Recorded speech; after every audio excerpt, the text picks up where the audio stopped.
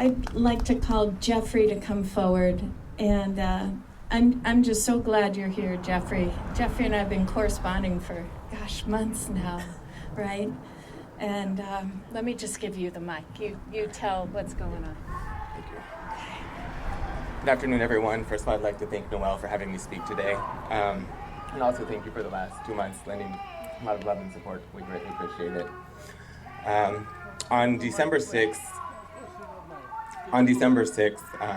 this is when my nightmare started, I guess. My partner and I were traveling on the Turnpike, headed to Orlando, and we were involved in a horrific accident. And it was not our fault, but the car was totaled. And when Florida Highway Patrol showed up, they were not interested in offering medical assistance. They were not offering any help except for the color of my partner's skin and his status. And once they took him from the car, they asked me to leave the scene. But before that happened, we knew that he needed to leave. And I actually had contacted his cousin to come pick him up on the side of the road. But unbeknownst to me, he called his cousin and told his cousin not to come, that he was not going to leave me. And that's something I have to deal with. From the accident, he was taken to Riviera Beach for one night, and then he was later moved to Alcatraz, where he was here for 2 weeks. And during those 2 weeks, he was given his medication 3 days out of the 14 days that he was here. And then on December 20th, he dropped out of the ICE system, and later found out that he was moved to Chrome, and then to Louisiana, then to Texas, and then to Arizona. And then finally on the 23rd of December, he ended up in Denver, where he's at now. But this is not the Jeff and Wilbur story.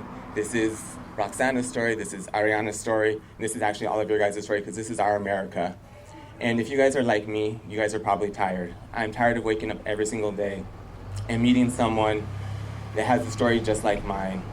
But when I think about those names, those faces, and those stories, that's what makes me motivated to continue to go and continue to move on. And I ask myself, when is enough going to be enough?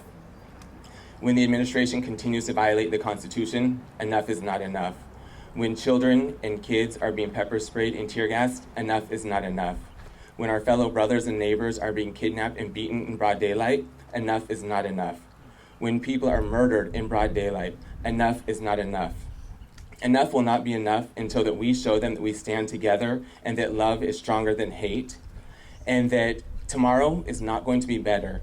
The next week is not going to be better. The people that think that today is the worst day it can be, that tomorrow has to be better, it's not going to be better until we all stand up together and show them that love is stronger than hate.